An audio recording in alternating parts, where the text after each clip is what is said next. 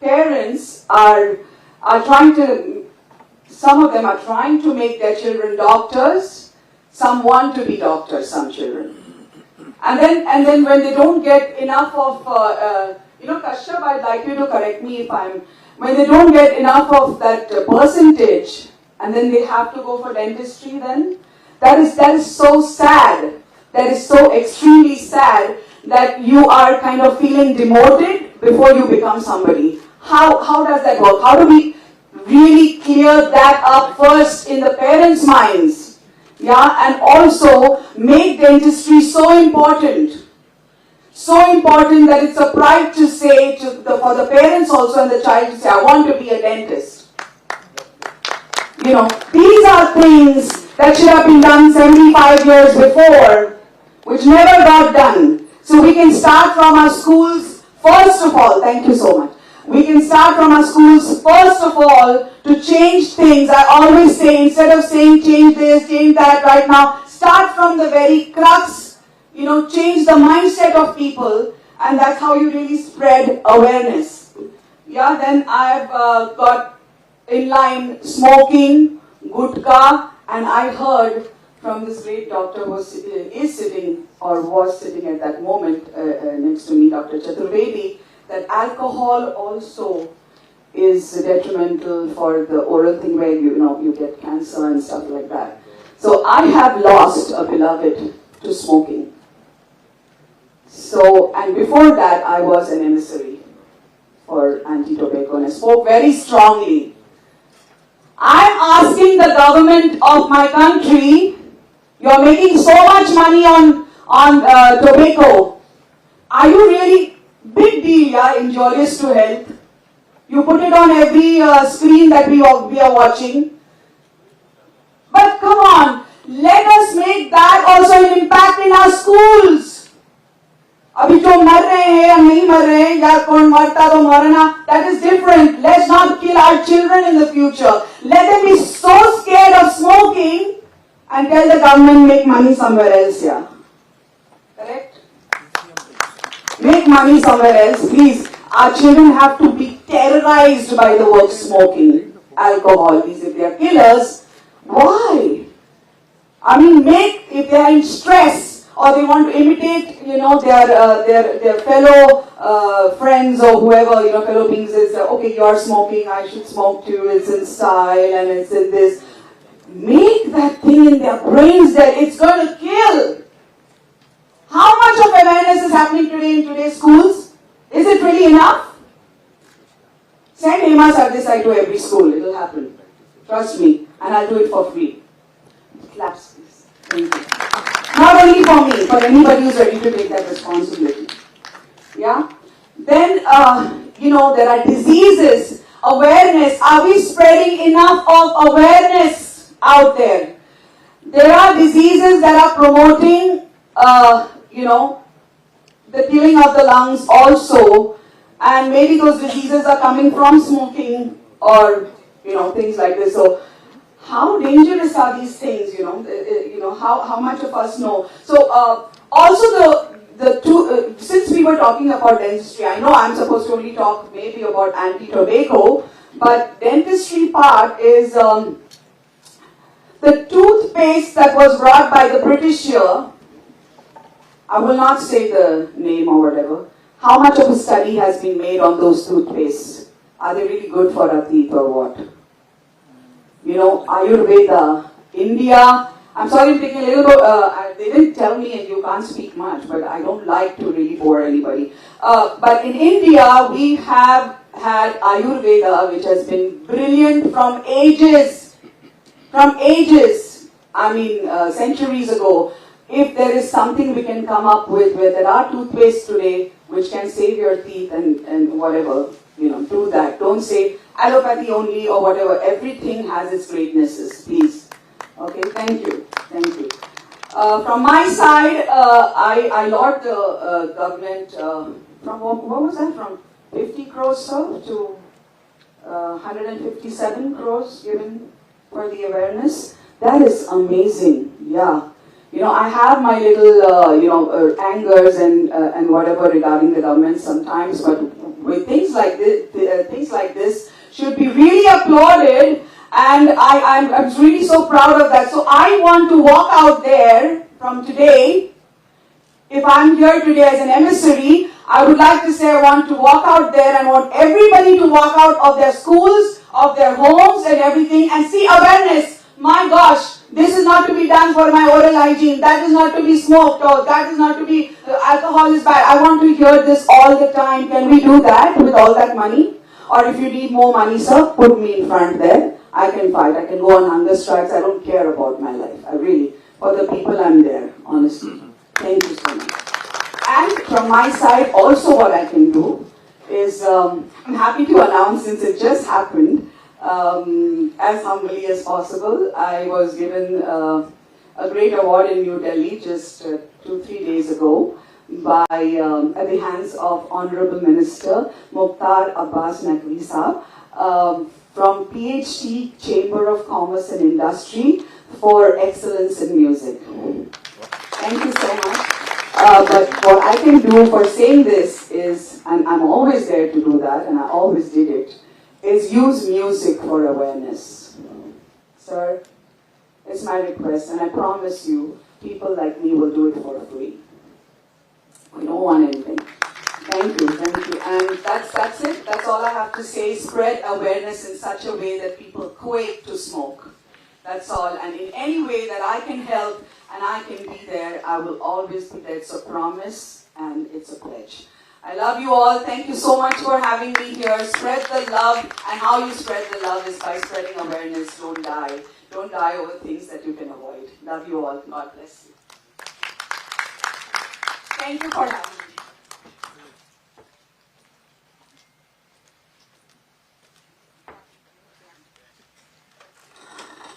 Thank you, ma'am, for your kind words.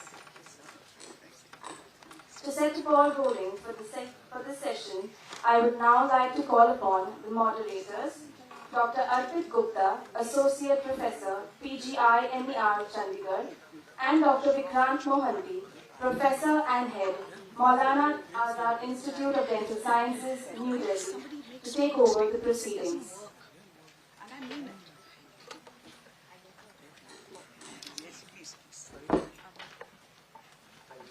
And a very good morning again to one and all sitting over here.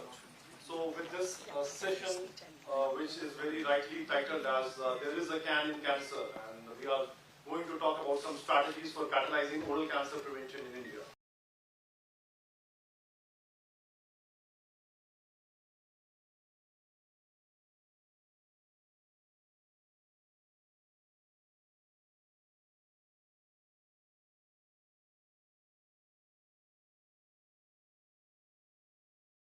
Now it is time, likewise it's the time that we join hands in preventing the cancer incidence rates in our country by joining hands and implementing some evidence-based preventive strategies.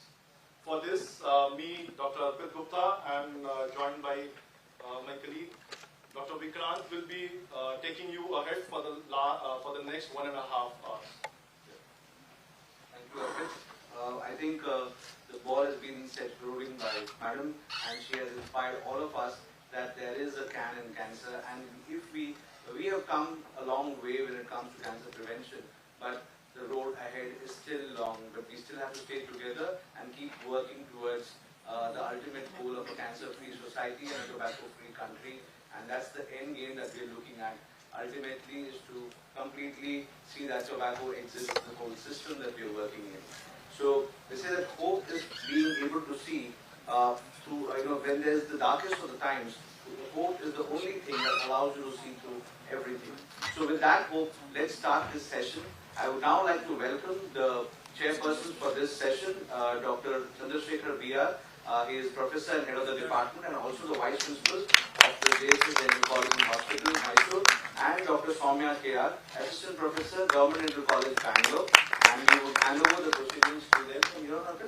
Yeah, thank you so much, and over to you, chairpersons. And we'll be back for the moderation at the end of the session for the question and answers. Thank you. Good morning, everyone. It's my privilege to introduce the first speaker, Dr. Pankaj Chaturvedi. Dr. Chaturvedi sir is one of the finest academicians.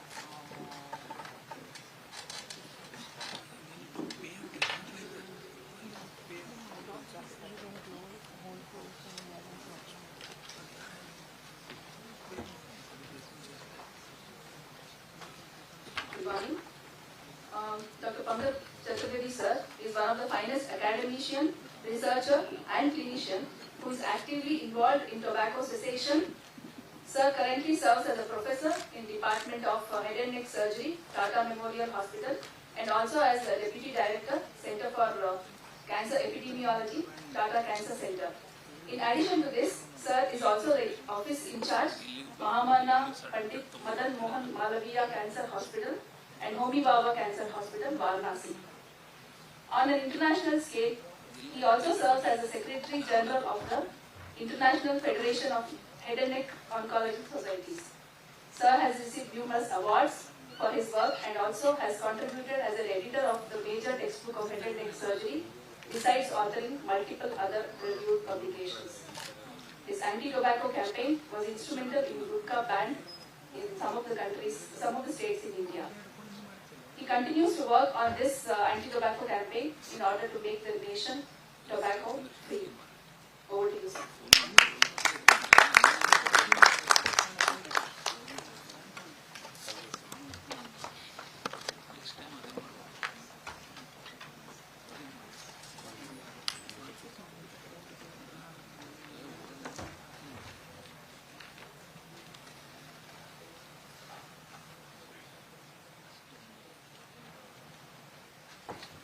So thank you to the organizing committee for inviting me, and thank you Dr. Shekhar Salkar for having me here.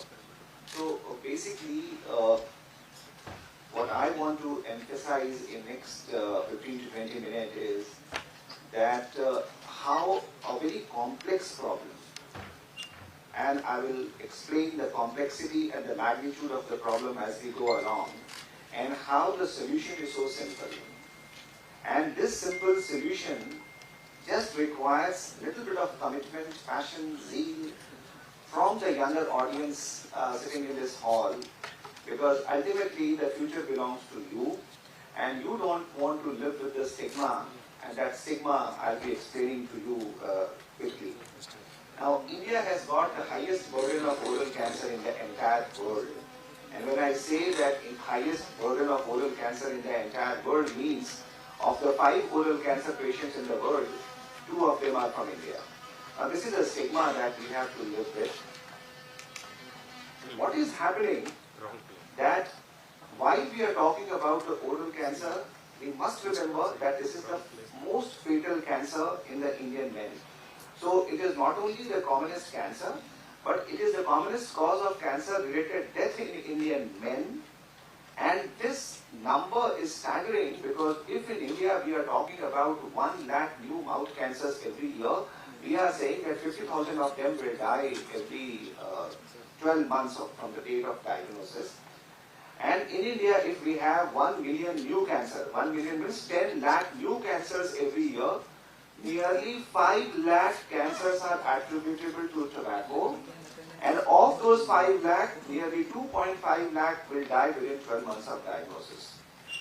So please do not think that this is somebody else's problem, because tomorrow cancer is knocking on everyone's door.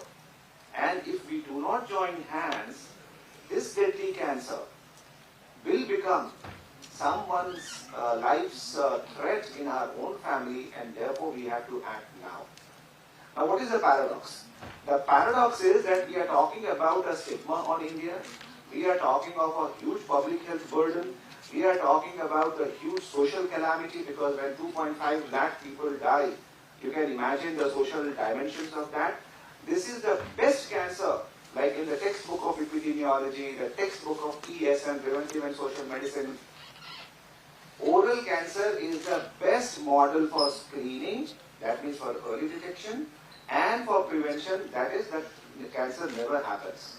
So you can imagine that technically, theoretically, this is the best cancer, and then we are talking about so many people dying and so many people getting impoverished because of death in their family, and that happens to the family members who are left behind. Now, what is the worst tragedy? The worst tragedy happens when we all sit in our clinics in Uttar Pradesh, Bihar, or Gujarat, or Madhya Pradesh. You may not see it in Goa. A lot of young people are getting mouth cancer. Nearly 30% of all mouth cancer patients in Tata Memorial Center, which gets patients from all over India, they are less than 35 years of age. You can imagine, for me, it is not a medical problem, it is a social problem. Because when they are accompanied to our clinic with their elderly parents, with young wives, with small children, I shudder to think what will be happening when half of them they die within 12 months. And worst still is not the oral cancer patient. I think oral cancer is still better to have and die. But submucous fibrosis. Now, submucous fibrosis is a disease for which there is no treatment. It happens because of areca nut use. And for that, the person, usually they are 70 years, 10 years, 12 years, they suffer all their life. And this life, can be miserable because they can't take the hot food, they can't eat cold food, they can't spicy food, they can't open their mouth becomes 1 centimeter. Or maybe sometimes there is a complete locking of the jaw and they can't open their mouth at all, they only survive on the fluids. That is even worse, and that happens predominantly young people, and it is entirely because of gutka and pan masala. Still, coming to the next level, there are people you might be thinking who are fortunate to undergo surgery. I feel they are unfortunate. Why? Because they live with chronic deformity. They live with disfigurement. They live with such, I would say sometimes ostracization, because if you have an advanced disease for which you have undergone treatment successfully, you might call it successful, we might call it successful, but for them, when they go back to the community, there are people who are daily wages, they are thrown out of job because of the visible disfigurement that they have. And sometimes they have such chronic disability that they ostracize themselves because social eating, with little mouth opening, with no teeth, with no ability to masticate, what happens? You can't go to the parties, you can't go to social function and appear to eat.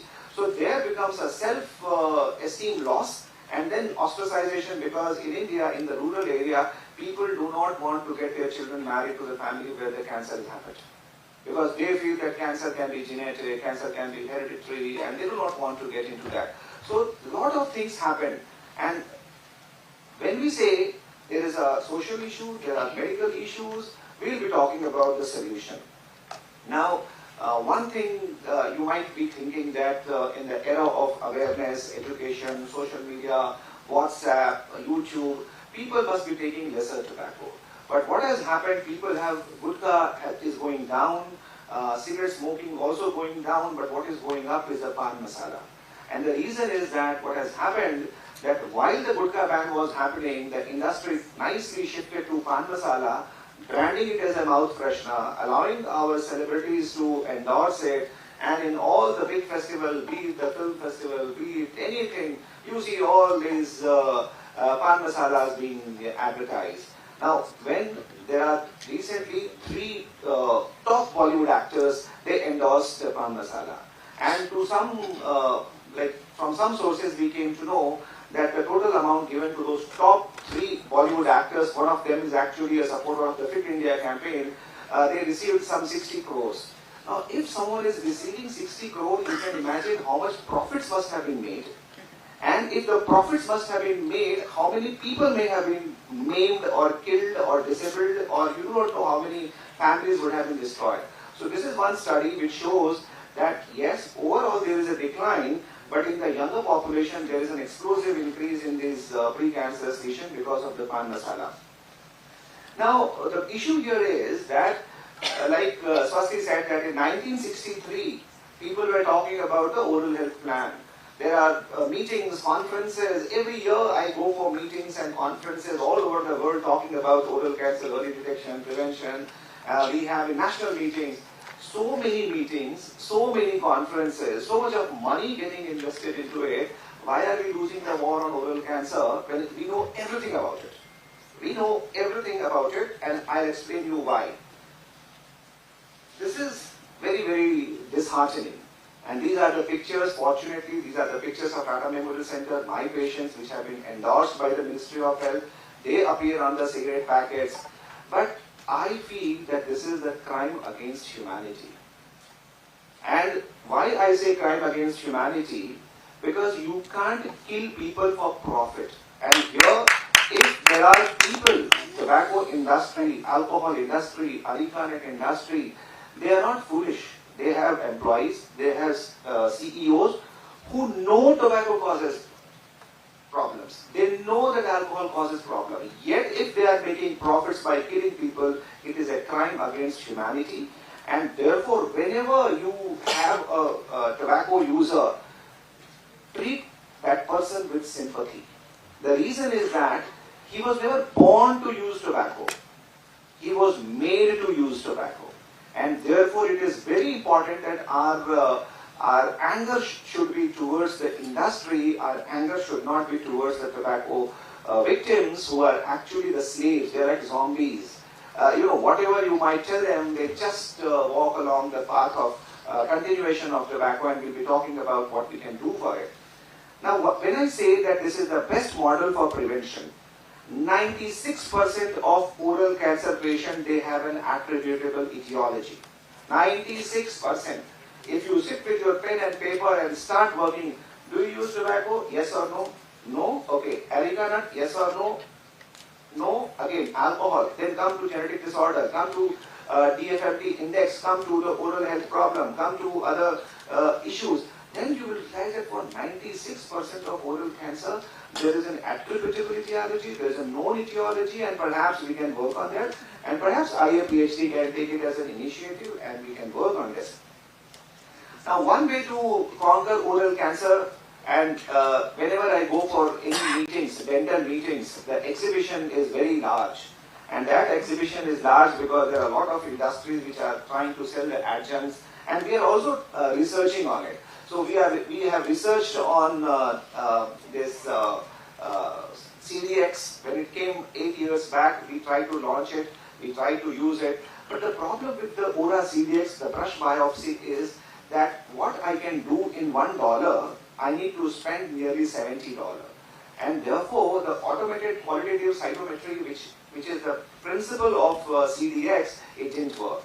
Similarly, the well scope, we worked with the American Cancer Society, it didn't work. The reason was that it has high false positivity. And therefore, when we go to the community, people who have poor oral hygiene, in their situation, they have those sharp teeth, they have areca nut use, and therefore there are traumatic ulcers which can be falsely picked up by the well scope. Similarly, the Visilite, currently working on the optical coherence tomography. We are also working on for in situ diagnosis with confocal microscopy. The issue is that yes, there are fancy technologies. There is a wave of new technologies being tested as an adjunct for early detection of oral cancer. But if you look at the Cochrane analysis, none of them have been proven to be effective in the community. It may work in your clinic, but in the community it does not work. Similarly, there are lots of drugs. There is a huge pipeline of the drugs starting from the cis-retinoic acid, which was tested in 2011, and we have, as recently as we tested the amlotinib. All the drugs, they work very well in small clinical settings, but none of them have been proven to be effective for prevention of the malignant transformation of a precancerous lesion. Now, in Gujarat, there is a study from the that is a port workers study, which shows that 1% of the population is having precancerous lesion. Now, this 1% of the precancerous lesion, around 10% of them will convert into malignancy. So that is the statistics. Now, how do we prevent those 10% from becoming malignancy? Can we do some systemic therapy? Can we do some local therapy? We ourselves have done research with curcumin. We have done with the lycopene. None of them are currently effective. That means if there is a person who is using tobacco or alcohol or areca nut, I do not have any drug which can prevent malignant transformation or prevent cancer in them. Now, if you look at what I was saying, that we know so much about oral cancer. Now, from normal mucosa to a cancer, it takes at least 15 years. Now, in virus, let me give example of the COVID. COVID, when you contract the COVID virus, within 48 hours you get symptom and you get disease. For many viruses, many bacteria, this is called incubation period. Now, if you for a moment think that tobacco is a vector, it is some mosquito or it is some virus, think it as tobacco. From the normal mucosa till it becomes cancer, it takes 12 to 15 years. That means we have an incubation period of 12 to 15 years to predict a disease. Today, if I have started using tobacco, I will get cancer after 12 years. That means we lost 12 important years to make the person quit tobacco or areca nut or alcohol, and we are targeting our focus few days before or few months before the cancer, when the disease is so ingrained in the mind of the person that quitting is impossible. And therefore the whole direction has to be, as very rightly said by Swasti, our entire direction, energy has to be focused on the school children. Before they start, the industry has a policy of catch them young. We should also have a policy. We have to defeat industry in their own game. We have to catch the children before the industry catches them. And this, if you see, it takes 12 years. And therefore, our research has to be, and some of you youngsters who are working on the research, we have to find a biomarker, and in that biomarker, if there is an intervention, there has to be reverse. Because as you go to 8P, 3P, 50, 53, it's too late. Nothing can happen. And therefore, direct your energy for molecular detection of early oral cancer so that the cessation can be reversed. So if molecular markers are not working, there is no retinoic acid or any chemo prevention available, there is no adjunct available, what can be used for community screening? I can't be so nihilistic and say that nothing is working. I have to have something as a remedy. So what is working? What is working is early detection of oral cancer by detection of white patch or red patch in the oral cavity, especially in the high-risk people, and those high-risk are tobacco, alcohol, areca nut, poor oral hygiene people. Simple. We have to just look into the mouth of the people, detect for white patch, detect for red patch, detect for any referable ulcer or some submucous fibrosis. That's all we have to do. Now the question would be, how can I be so confident that by just looking at the mouth, I can reduce the mortality? A wonderful randomized controlled trial done in Ernakulam, where the randomized people, one received the health education alone, the other received the health education along with visual examination by the health worker. Look at the people who are going, they are not even dentists, they are health workers. They are barefoot doctors who are walking into the house of people, knocking the door of the people, asking them to open the mouth, use a torch, look into their mouth and identify a lesion. Did I talk about any rocket science? I talked about people with keen eye going into the house of people and identifying a referable lesion. That's it. And that is how they reduced the mortality due to oral cancer in Kerala by almost 50%.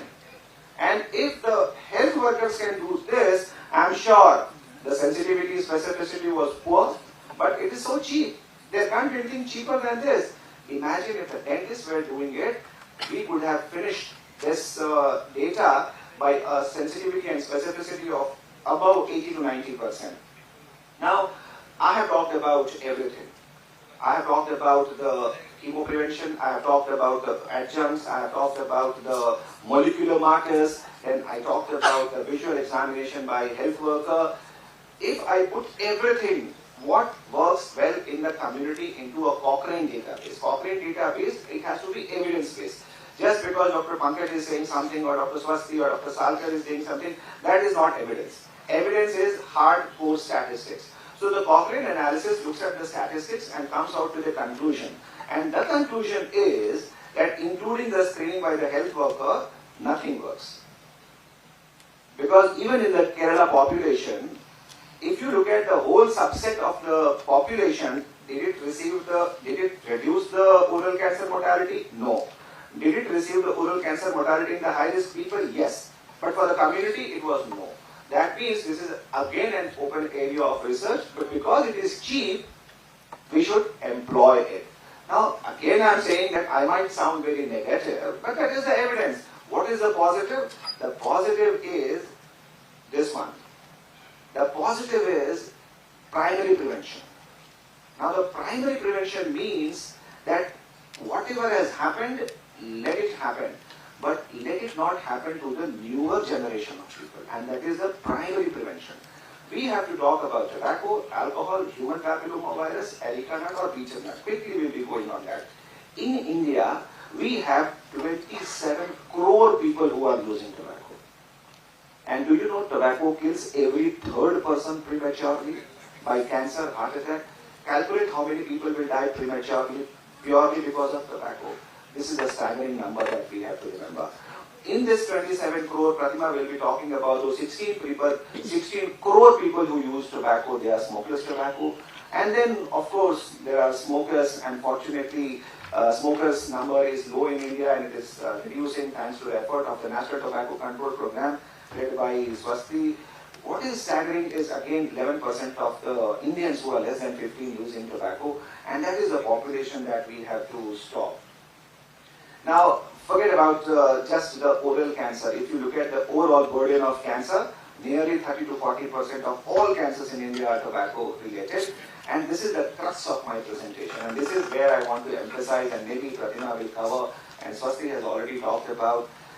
Do not think that the government can come, or it is not the government which comes and lights the cigarette in the hands of the people. It is we who light the cigarette in our hand. It is we who open the pouch and put in our hand. It is we, the doctors, who have failed in tobacco cessation whenever there is an opportune time. We, the doctors, have failed in opportunistic screening programs whenever people come. Now, if we have failed, we can't keep blaming government for everything. And therefore, this slide shows that if you dentists or we, the doctors, we spend 2 minutes with the patient who has come to you for unrelated problems, this is one of the most powerful cessation technology currently that can be used. Areca nut, quickly, last 4 slides. Areca nut somehow is a much stronger lobby than I ever thought or imagined. They have deep pockets, they have deep penetration. Areca nut farmers are all over and their supporters are all over. The Ministry of Health in the Supreme Court has submitted that areca nut and pan masala is harmful. There is a WHO entire compendium that it is harmful. There are multiple studies from India which shows that areca nut, betel nut is harmful. There are multiple laboratory tests which have shown that pan masala is one of the most adulterated substances ever sold in the country. And this adulteration can be to any extent the kind of chemicals that go into it. And that is why somehow there is no policy of areca nut control in India. And you can see on the television, which is the most popular ad on any television is on pan masala. Now the last 2-3 slides. See, doctors have a Hippocratic oath. We all have taken Hippocratic oath, and we have a responsibility towards the citizens and to the society. Unfortunately, what happened that there is a complete silence when it comes to alcohol control advocacy from the doctors. And the reason is that the most busy part of any medical conference is the banquet, you know why. Now, the problem is that we may preach anything, we may say anything to our patients, but I remember 10 years back, the patients, whenever I told them that quit tobacco, they used to say, Doctor साहब तंबाकू इतना खराब है तो doctor लोग क्यों तंबाकू खाते हैं, डॉक्टर लोग क्यों स्मोकिंग करते हैं. Today the patients are asking कि आप alcohol control की बात करते हैं, but the doctors themselves are heavily indulging into it and publicly. So I'm not taking a moral approach. I'm saying that we are the role models for the society, and knowing very well that alcohol is a confirmed cancer-causing substance by IR monograph. Just recently, we authored a publication of nationwide in the Lancet Global Health a paper which shows that it is the number 3 cause of the leading mortality of the cancer. India is signatory to the United Nations Convention. I was one of the members in that delegation, and India is committed for reducing tobacco, alcohol, and unhealthy food India has signed a treaty where India is committed to reducing the burden of the consumption of alcohol to the United Nations and World Health Sustainable Development Goal. And therefore we have to really work. And who can work? Doctors have to work as a public health front. Now, very important question that I have to answer. Because every time you go somewhere, people will quote some study from the Google. In French, there is a study that people who drink, they live longer. There is a study which shows that this is preventable to this. All kinds of, things go on. So, one should do a research on this. That how did people start thinking about there is a safe level of alcohol? That goes to a very old study by the Royal College of Physicians. Because in the UK, the Royal College of Physicians were posed with a research question that does it lead to harm or not.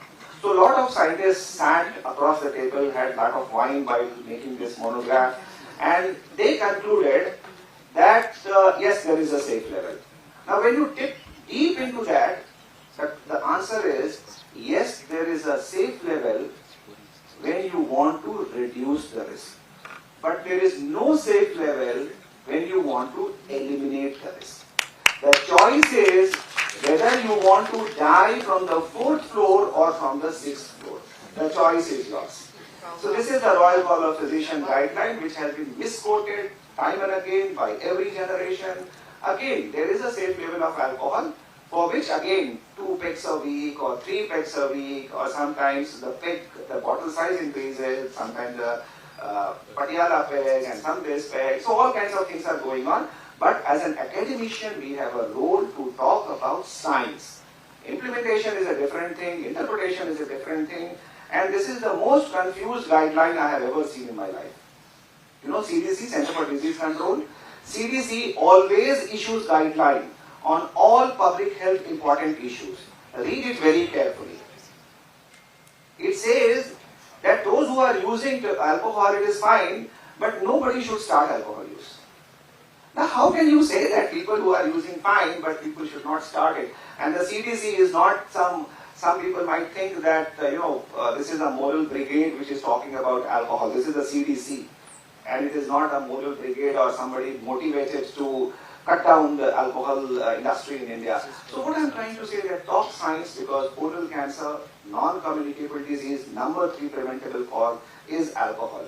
So quickly, last thing I would say, that I was talking to Swasti. If you talk about tobacco, people think motivated people. Alcohol, you are branded as motivated. Aika nut, mushkil hai. But when you talk about oral health, you have everyone's ear. You have everyone's attention. And I completely agree that forget about fragmenting the entire oral health policy into multiple fragments. Put it under those oral health.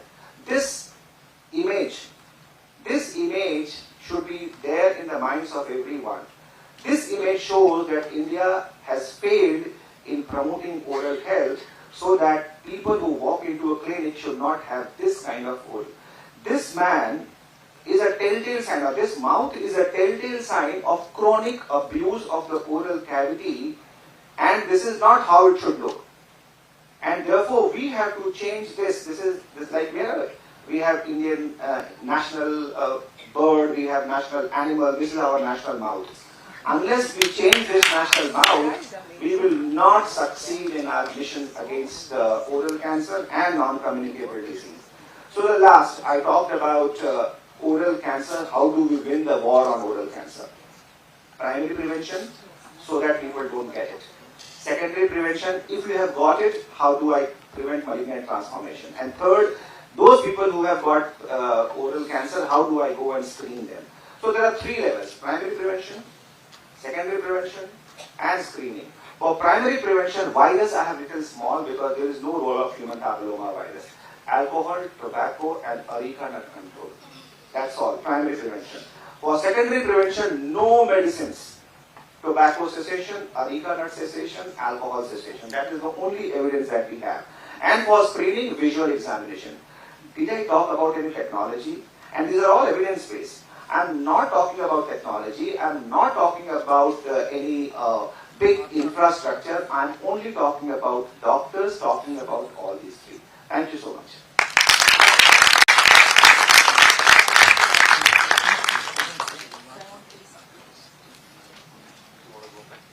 No, I want to. You going to ask questions? No, I'll introduce the next speaker after summarizing. Yes, okay. But I love the speech. Amazing. So inspirational.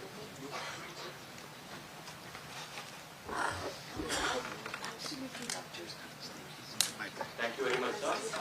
Actually, you started with sharing the current trends in colon cancer. Then you also highlighted a few things about tobacco industry's interference and how they lure the young children and adolescents with their tactics. And you gave simple strategies that every doctor can adopt, which are absolutely practically feasible. If every doctor makes an attempt to motivate at least one person using tobacco every day, then it becomes probably systems approach. So thank you for like such an inspirational presentation. So we will come back with the questions at the end of all the three presentations. It's my privilege to introduce Dr. Pratima Murthy Madam. Pratima Murthy Madam is currently the Director of National Institute of Mental Health and Neurosciences, NIMHANS, Bangalore, India. She has over 3 decades of experience in the field of mental health. She is an alumnus of Bangalore Medical College. She completed her diploma and MD in psychiatry from NIMHANS, Bangalore, and has a diploma in psychological medicine from University of Manchester, UK. She is a fellow of the Royal College of Physicians, Glasgow, UK. She is a recipient of the World Health Organization Regional Directors Special Appreciation Award 2021 for promoting tobacco cessation and control, and is also the recipient of Rotary Lifetime Achievement Award in the field of de-addiction in 2020. She has undertaken several consultancies and assignments with several international organizations like World Health Organization, the United Nations Office on Drugs and Crime, and other agencies. Dr. Murthy has made seminal contribution for over 3 decades in the areas of clinical care, training, research, and policy. This has included building up and expanding the services for addiction management, setting up technology, toxicity laboratory, developing workplace interventions for drug use prevention, etc. She has been involved in about 40 research projects, graded more than 50 dissertations of postgraduate students in MD, DM, and PhD courses, and has more than 250 peer-reviewed publications. It's a privilege for all of us to have a stalwart in tobacco cessation in our conference. With this very brief introduction, I request Pratima Murthy Madam to take over.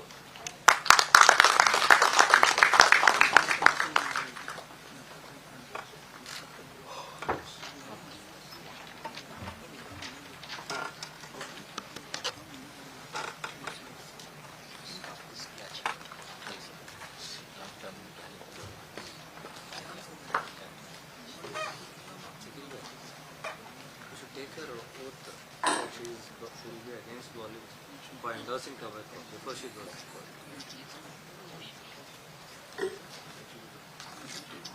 As our special guest will be leaving shortly, it would be apt at this point to felicitate her for sparing her time out from her busy schedule and accepting our invitation to be in our midst today. I would like to request Dr. Pratima Murthy, Director in NIMHANS, to present a token of love to Hema Sardesai ma'am.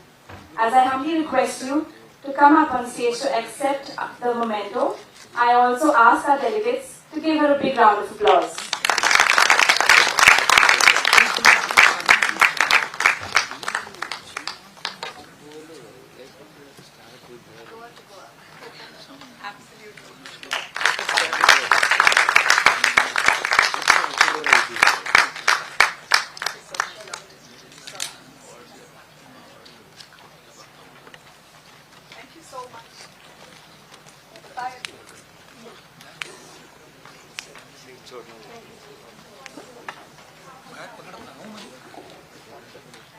It's wonderful to be here amidst all of you. it's always a great pleasure to come to Goa, not just for that beautiful ride through Miramar and the beach alongside, but to meet old friends. I think that's the biggest USP of tobacco conferences, particularly on oral health and tobacco, because I get to meet so many people, and it's very nice. The second thing which is music to my ears is that Pankaj talked about alcohol, which is the work that we've been doing for the last 3 decades.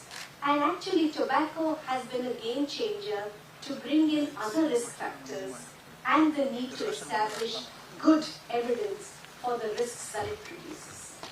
And thirdly, my old friend Shekhar Salkar, whom we've been probably in association of more than 20 years now, and of course Ms. Swasti Charan, who I thought should be given an honorary doctorate in oral health or dentistry, because he speaks just like a passionate dentist for prevention and for oral health.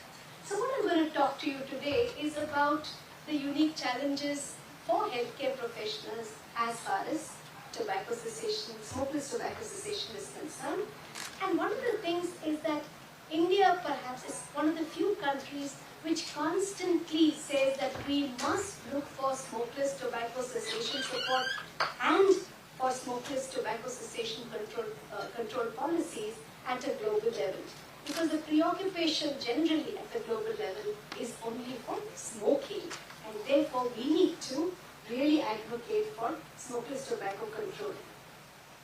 I think we've talked about the fact that smokeless tobacco is an important part in most of Southeast Asia, as well as, of course, cause for disability and death in India. Pankaj so eloquently talked about the fact that 50% of the cancers are related to tobacco, and the fact that so many people die of smokeless tobacco use. So, when you look at the number of people who use tobacco, you'll see that smokeless tobacco, you'll see that almost a third of men and more than 1 in 10 women regularly uses smokeless tobacco every day. The women I particularly underscore, because when you look at smoking products, it's just 1 to 2%. But when you look at smokeless tobacco products, women are also overrepresented, and the use of smokeless tobacco is double that of smoked tobacco. So it's one of the biggest problems as far as tobacco use in our country is concerned. The second important factor is that the focus needs to be on rural areas as well, because smokeless tobacco use is higher in rural areas than in urban areas. And simply because of the representation, the gender representation, and the fact of prevalence, there are a lot more young men who use tobacco as compared to women. While every 5th adult uses smokeless tobacco, every 10th adult uses smoking tobacco. So there are far more smokeless tobacco users, and the unfortunate thing is there are some people who use both forms of tobacco.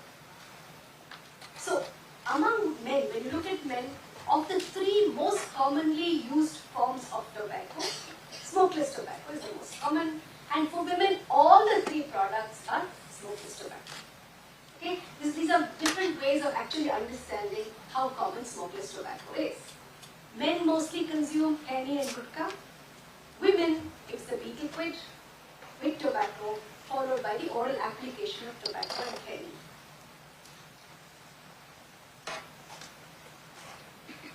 We have a huge number of smokeless tobacco products in India. I mean, I think if I asked everybody to count, I mean, we'd probably be able to count 8 or 10 at the most. We remember those. But there are so many other forms of smokeless tobacco, including gargling that occurs in the Northeast. So many different varieties of it. And again, we heard about the branding for smokeless tobacco. You don't need to do major advertising, but now you'll see that even smokeless forms of tobacco as well as pan masala is very aggressively advertised very often by top-notch people. And they introduce smokeless tobacco through attractive flavoring, newer delivery methods, And of course, brand mimicking, which is something that we all need to be very careful about. And very often, they are branded as non-tobacco smokeless, smokeless forms.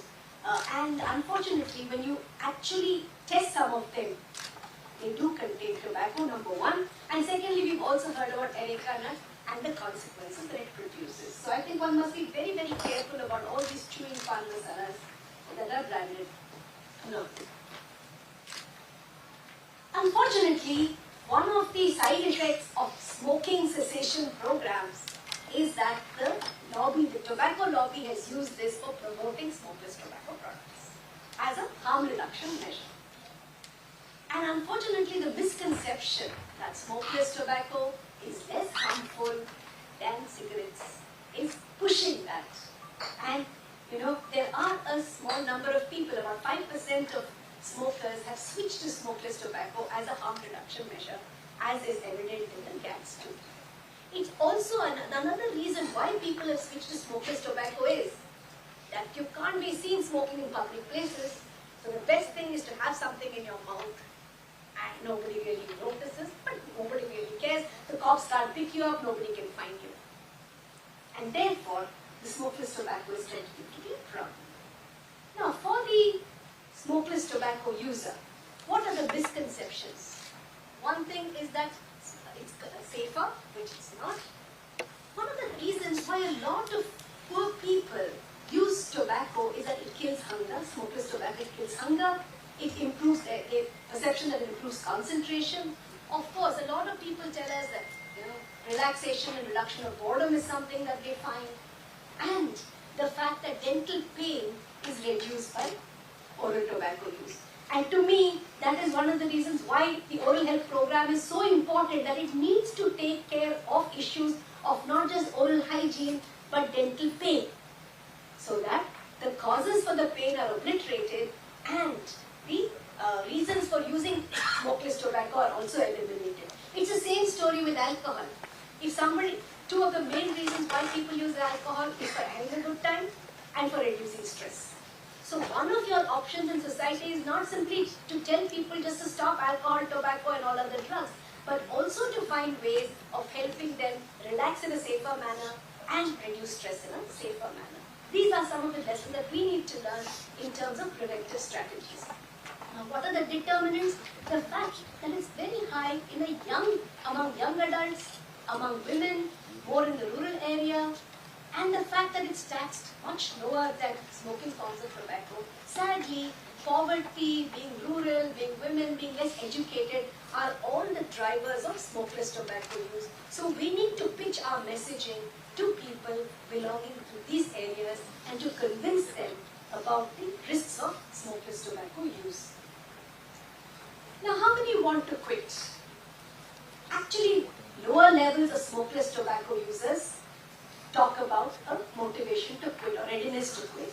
And unfortunately, even healthcare workers advising the reduction of smokeless tobacco is lower than for smoking tobacco. So both these things, a lack of motivation to quit and a lack of advice from healthcare providers to quit, also perpetuates the use of smokeless tobacco.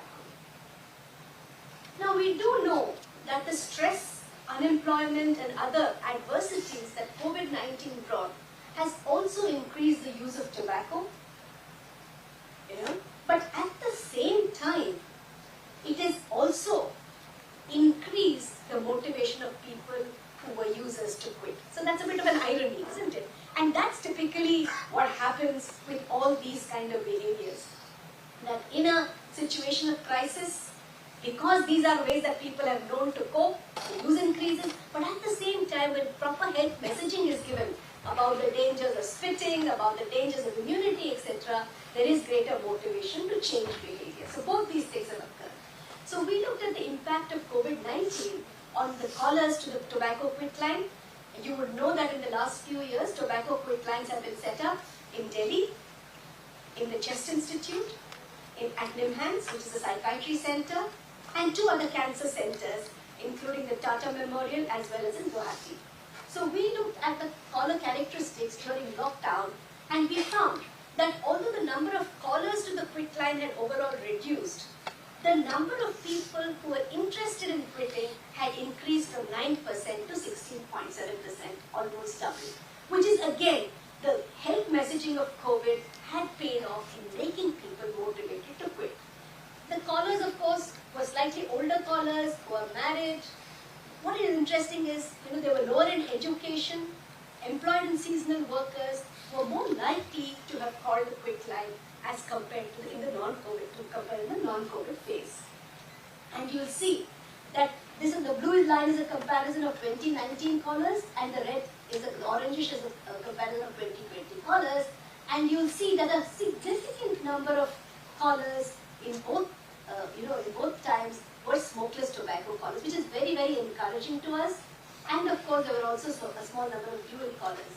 When you look at the smokeless tobacco use, you'll see that there were gutka users, khani users, pan masala users, much smaller numbers of pan masala users as in kanti pudi. Kanti pudi, of course, is something that's there in Karnataka. In Goa, I don't think that's very common. But nevertheless, you'll see that. So when you look at the cigarette users, there was a slight diminishing in 2020 during COVID, but the smokeless tobacco, the BD users and smokeless tobacco users were noticed to be there during the COVID-19. When you look at the severity of smoking tobacco, you'll find that there were more people with low to moderate severity of tobacco addiction who called as far as smoking tobacco was concerned. And as far as smokeless tobacco was concerned, you'll find that a fair number of more moderately addicted smokeless tobacco users called the percentage increase during COVID. Now, 77% of the registered users quit tobacco during COVID-19 lockdown as compared to 47% in the non-COVID time. And about 39% of them maintain abstinence till 1 month, which is the first follow-up period that we had. So I think, again, COVID has been a very, very important time where we've had people motivated to change behaviors. But the danger is that the isolation, the social distress, etc., then become the things that push the tobacco users away. I told you about the tobacco quit line in India, and this has come out of Article 14, which is, the demand reduction measures in the FCTC concerning tobacco dependence and cessation. Swasti spoke about that earlier. So, this is a toll-free number, and I think all dentists must be very, very familiar with this toll-free number. If you can't, all of you can do a brief intervention in spite of your busy dental practices. You can certainly tell people to contact the toll-free number 1-800-112-356 and make sure that whatever messaging you give is also strengthened by the counseling that they get. I'll tell you about some of the challenges a little later. So you'll see that these centers are there in these 4 areas that I spoke about. We launched our center for all the southern states, so we do it in multiple languages. Our counselors can speak all the languages. So it's a free center. We run it working on all days except on Mondays. And it runs up to from 8 o'clock in the morning until 8 o'clock at night. The counseling flow, this is a bit of a busy slide, but you'll see what happens in the counseling, where the counselor asks a little bit of information. So we actually gather information about tobacco use, the quit history, the motivation, and the readiness to quit. We establish a collaborative agenda with the user, and then we give them information about the advantages of quitting. We schedule another contact subsequently because follow-up is very, very important. And then we help the person establish the quit process and actually set a quit date and manage how to quit. We also give the person a variety of other resources, including information, including access to tobacco cessation services. Now, why I say this is very important is tobacco cessation services started way back in 2003. But when we actually did a study in Bangalore a couple of years ago, we found that in healthcare institutions, less than 10% of them had any kind of formal tobacco cessation facilities, or physicians actually engaged people in supporting their quit attempts. dental institutions are doing better, but I still think the dental institutions also need a very great push to make sure that they formalize tobacco cessation services and they support others in providing. Every physician ought to be, every healthcare provider should be a tobacco cessation supporter, at least provide some basic counseling, and of course, for heavy and severely dependent users who need a little bit more intensive counseling, those are the people who can be referred to specific tobacco cessation centers. So what all happens in the quit line? Tele-counseling happens, there are IEC materials that are given, there is messaging service through WhatsApp, there are referral services, and of course online and offline awareness campaigns that are done.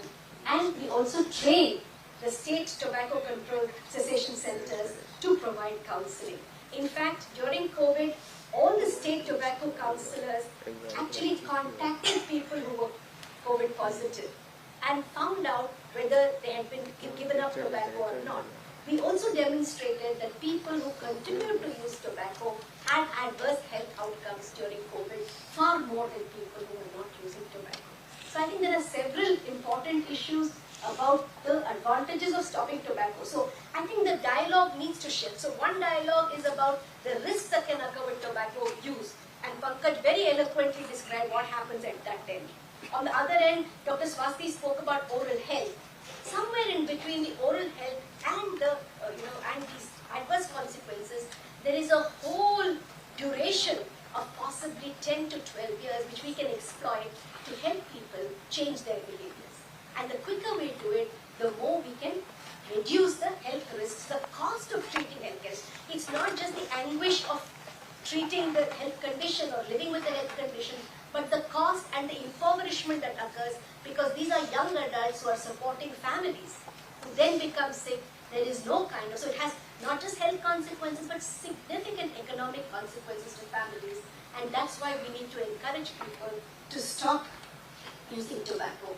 We all know that there are, in fact there's a very nice slide that Dr. Pankaj showed which talks not just about the odds ratio from genetic risks but also the odds ratio from preventable risk factors.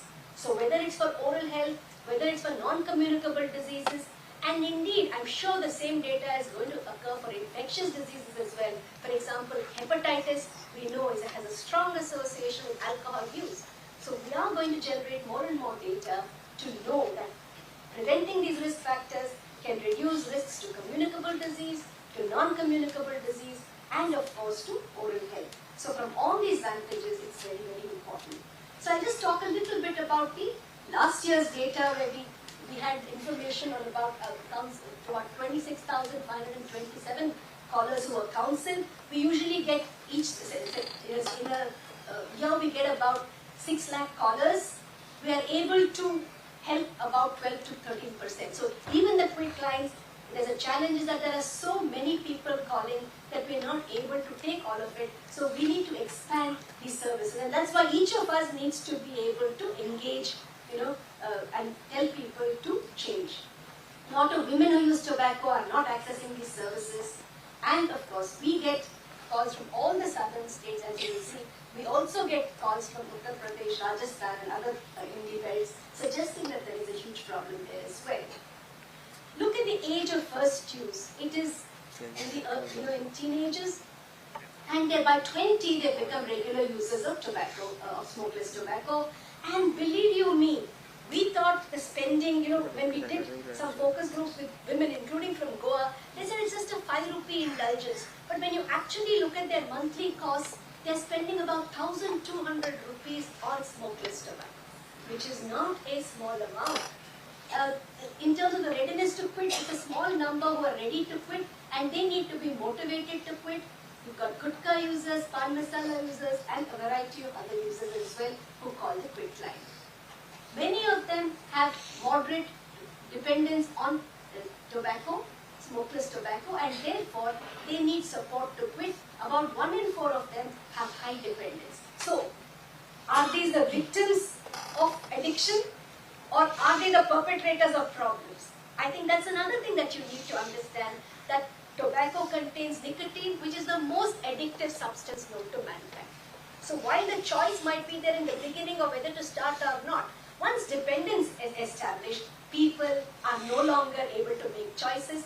They need help to quit. So your help as a physician, your support to quit is one of the most important motivating factors. People who use tobacco are already stigmatized, ostracized, blamed, feeling guilty. If you increase their guilt, the chance that they will not cooperate is much higher. On the other hand, if you are sympathetic and supportive, your chance of making them change their behaviors is that much more.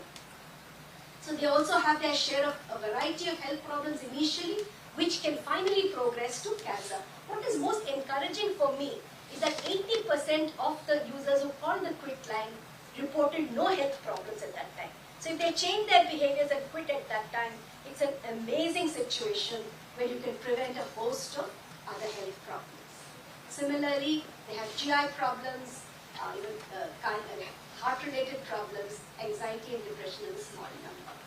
So what again is a success story, I believe, is that we were able to help almost 24% of people to abstain completely, 34% of people to reduce their tobacco use, and of course quit attempts that were made in 23% of people. Quit attempts may not succeed in the very first quit attempt. So a failed quit attempt is not a sign of failure. Very often it is established that it needs 4 or 5 quit attempts to finally be able to quit. Of course, if you combine counseling with pharmacotherapy, the chances of people quitting is much higher. I don't have time to talk about pharmacotherapy, but there are nicotine replacement therapies which can be used. There are medications like bupropion. Varenicline is expensive and hasn't been shown to be that effective for smokeless tobacco use, and therefore it's not cost effective. People are looking at cytosine. The important thing, nortriptyline is used in countries where bupropion and other medications are not available. So there is a combination, but the most important thing is to make the person motivated and engage with the physician to quit. So what do the counselors say about smokeless tobacco? They say that it's unfortunately widely available, and the beliefs about smokeless tobacco is the fact that they don't need a designated space to smoke, the fact that it comes in so many different forms, and the fact that there is so much cultural acceptance. We need to change this narrative as far as smokeless tobacco is concerned. So I also just wanted to mention that there is something called M-cessation, where just by giving a missed call on 011-2290-1701, people will get messages about how to quit and support to quit, how to manage their sleep, how to manage their craving, how to manage their relapses, how to relax their mind. In fact, even this has produced about 18% quit rates, which at population levels is a great achievement. So right now, publicly we have M-cessation, we have quit lines, but at every nook and corner we have healthcare providers. We should, each of us, be doing this kind of cessation. We also have developed an addiction treatment mobile application, which has become very popular. Look, tobacco is one thing. Tobacco and alcohol are the so-called legal drugs which we promote and sell. We only focus on illicit drugs and the problems they create. Legally sanctioned substances cause more public health problems than illegal substances. And therefore, we don't really differentiate tobacco, alcohol, opioids, cannabis, etc. They are all causing public health problems. So we look at not needing to use substances to get a high, to try and address the problems that were responsible for substance use, so that people, young people particularly, should understand and critically appreciate that it's not a good idea to use substances. There are far other safer ways to have fun in life. So the low awareness in rural areas particularly, especially among females, the barriers that exist, and of course the interference with the tobacco industry. But I think we shouldn't worry about the tobacco industry. We need to make people more savvy and more smart to understand that these are, deceitful and they are not intended in their health. The other important thing is to avoid surrogate advertising of any kind by the tobacco industry. So I've left you with some thoughts about the importance of looking at smokeless tobacco, of understanding the characteristics of smokeless tobacco in our country, understanding that it is the more marginalized people who use smokeless tobacco, what they can do to avoid further risks in life, how you can support smokeless tobacco users. One of the nice things is that smokeless tobacco use produces far less blood nicotine level, fluctuations. So if you actually guide smokeless tobacco users, then chance of quitting is actually higher than for smoking tobacco. And that's the positive message I'd like to leave you with. It's worth it. And don't get disheartened if people are not able to stop. It is not your failure, it is the addictive nature of tobacco. So just continue to persist with them, and I'm sure we can make a lot of things. So we need to control tobacco, we need to increase awareness, and we need to provide support to quit tobacco at the earliest. And I'm sure each of you will be important people who advocate this change, and dentists, I believe, are the most important people in this dialogue. But all of us healthcare professionals should get together and try and reduce. We reduced smoking by 7%. I think we should double the stopping for smokeless tobacco. Thank you very much.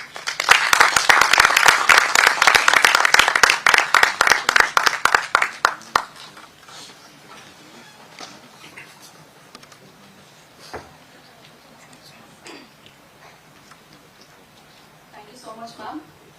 And we are also happy that you appreciated the dental institutions that we are doing better in tobacco cessation services. Madam also enlightened about the harmful effects, which is double than the smoking tobacco. Then the mixed type of behavior what we saw during the COVID-19. Then also Madam enlightened about the SLT use pattern. Thank you, ma'am. Thank you for the wonderful presentation. Questions will be taken during the panel discussion time. Now, it is my proud privilege to introduce the next speaker for the day, Dr. Shekhar Sarkar. Sir is a senior surgical oncologist at Manipal Hospital, Goa. Sir is a fellow of International College of Surgeons in Oncology. He has held various important posts like President Gokarma, Chairman Goa Medical Council, President Indian Medical Association Goa State, etc. And continues to hold positions such as President, National Organization for Tobacco Eradication, India, and Joint Secretary Goa Cancer Society. He is the recipient of several awards for his unconditional service to the people.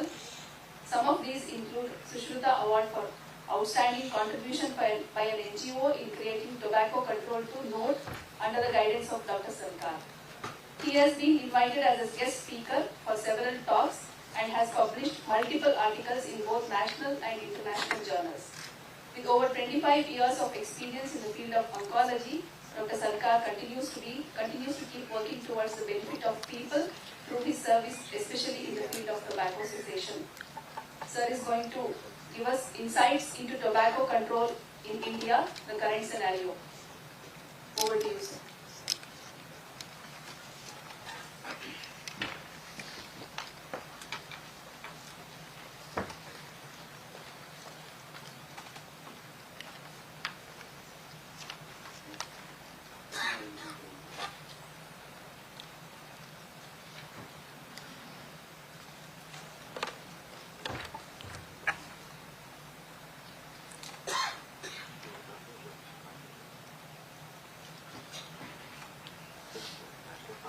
Tobacco control in India, I think, is a long way to go. Anyway, we started in somewhere in 1990s. If I remember, late Dr. Sharad Vaidya was the one who started it. So I will put it in fourth, please. Goa starts with tobacco control laws, statistics and gaps in the current policies and the planning. See, almost Portuguese brought the tobacco in Goa in 400 years back. And if you see the Sharad Vaidya, this tobacco entered India through Goa, it might leave through Goa only. So I think we have to really work hard for this. One important was that he started the Mashal rally in 1990, which really created, Sunil Dutt was there that time. He started in Goa only. And Goa was the first state to put total ban on tobacco smoking in public places in assembly. Unanimously passed in assembly. In Kerala, it was done through court verdict. And when Sharad Pawar banned Gutka in Maharashtra, we also banned in 1990 or 1999. But then our AG told us that time that this will not stand the scrutiny because under FDA you cannot ban for long. Then we made a one simple change is that we just added that tobacco is injurious to health in Public Health Act. And Public Health Act was the most important act which is applicable to all over Goa. And immediately the gutka was banned, including transport. One good thing that we didn't have industry, we didn't have the employment generated by them and other. So we had to just block the transport and other things. So this, I think now it has come in FSSI, it has come already.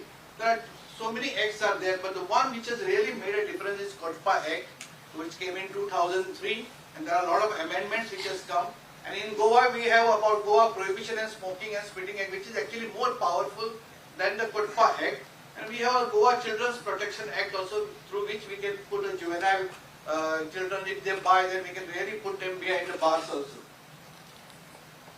These statistics, I think all of you must be knowing, and everybody has spoken to you, that 28.6% of adults aged 15 and above are, use tobacco in some form or others.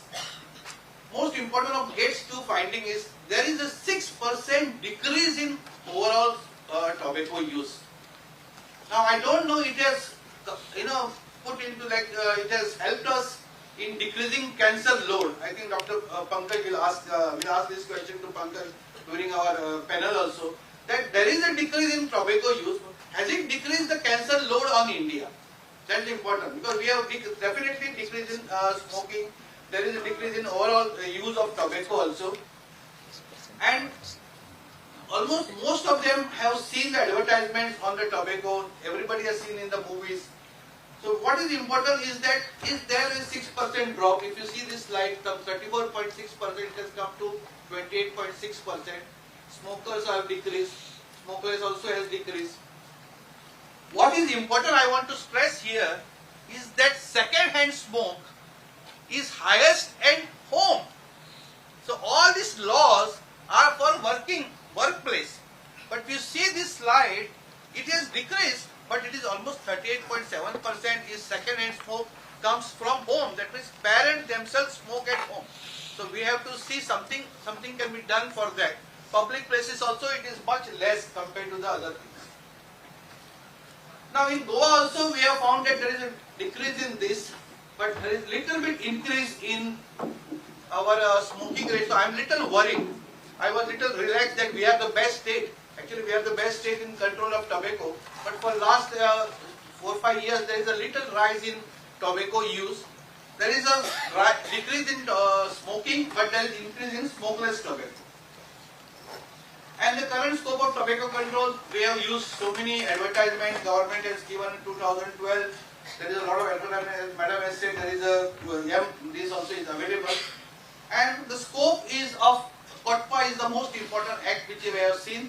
It includes in all forms of tobaccos. It extends all over India. The major provisions are Section 4, which is prohibition of smoking in public places, prohibition of advertisement, sponsorship, promotion of tobacco products.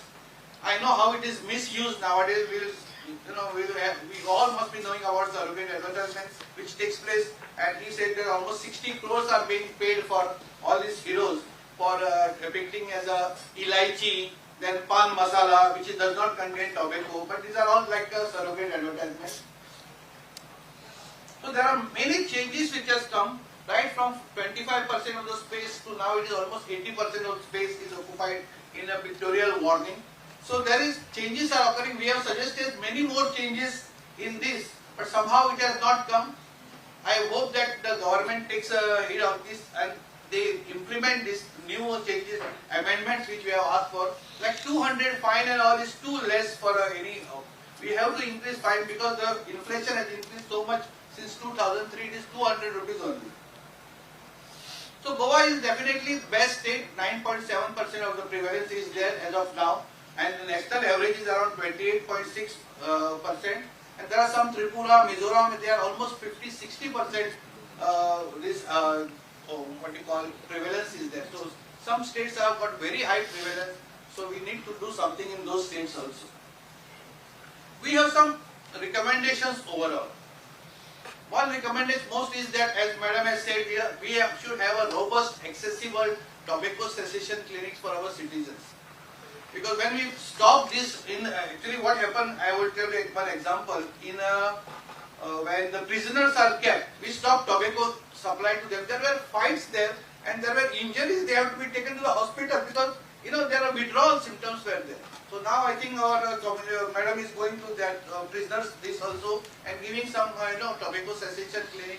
So we have to see that if suppose somebody stops tobacco, what else we can give him some support system is needed. Then technology based violation reporting. Like on a WhatsApp, suppose somebody else can photograph, he doesn't have to complain, he just take a photograph and just upload on one of the website, and that should be taken care by the police or the FDA or somebody in the authorities.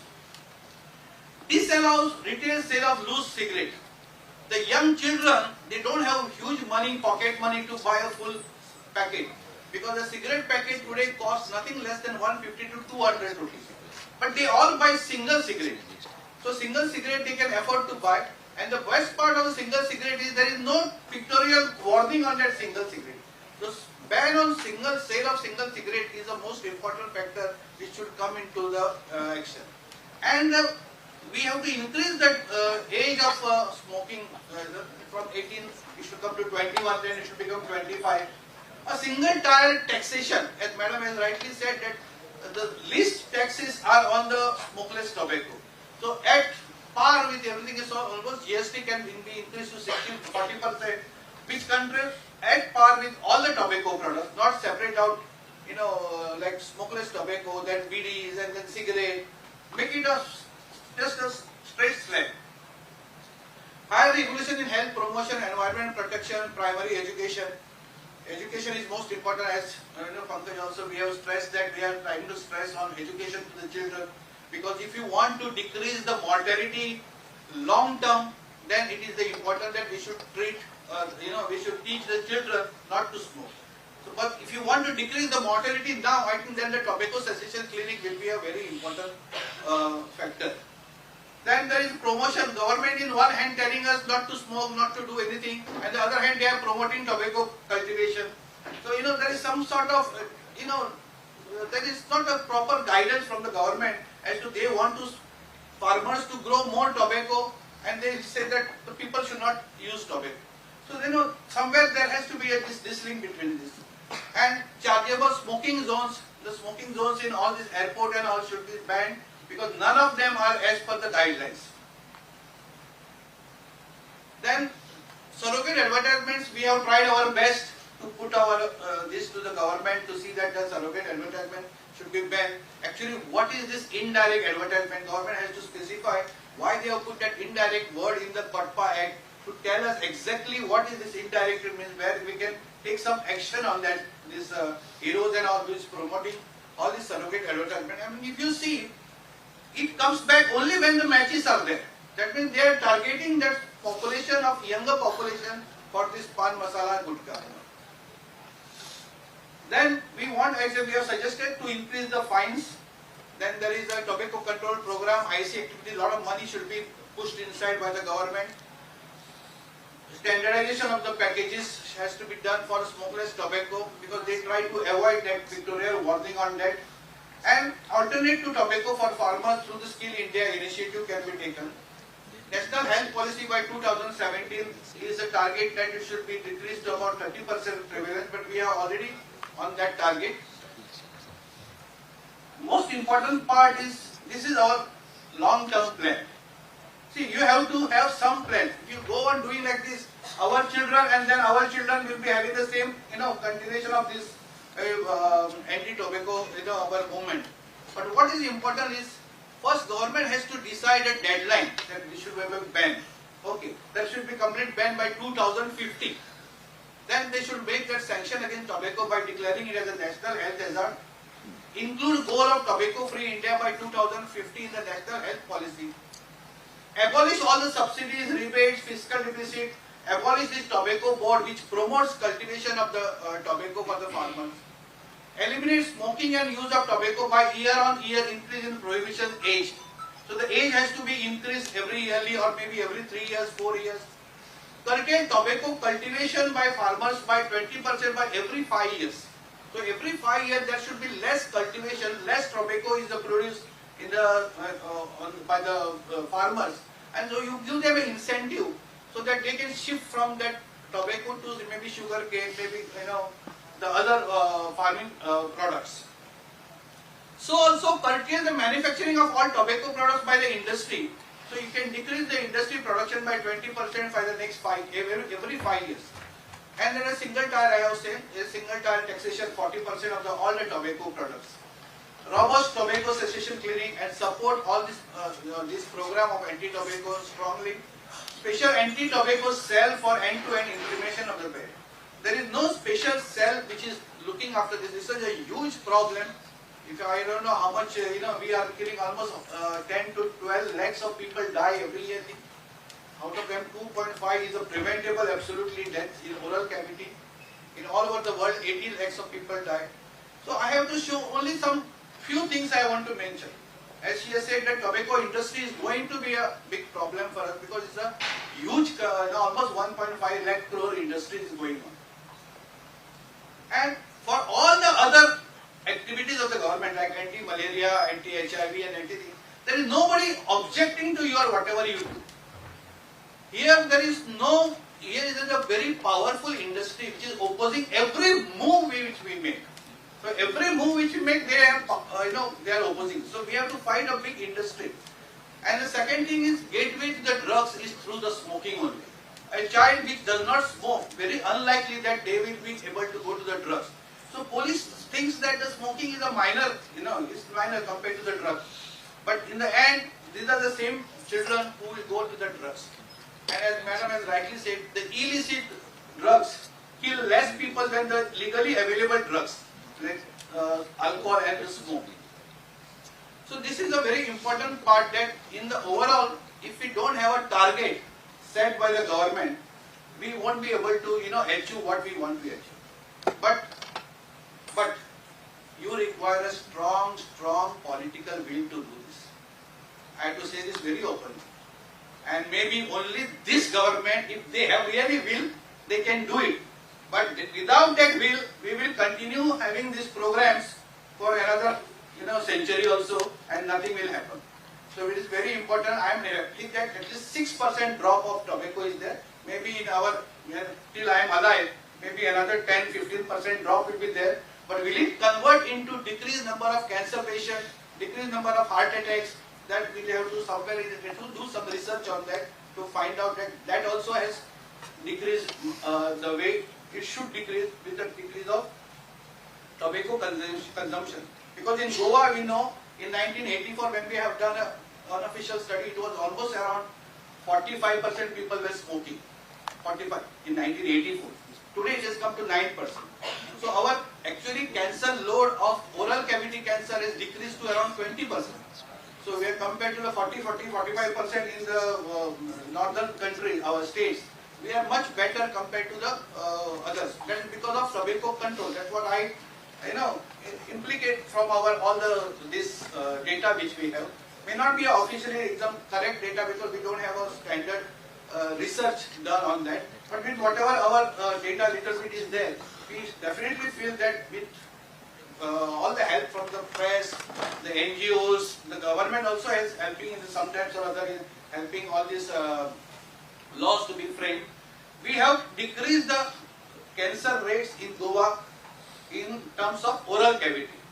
But the other cancers are also rising. But so we have to study properly that tobacco consumption decrease has effect on decreasing in the cancer load. So thank you very much for calling us here. Thank you.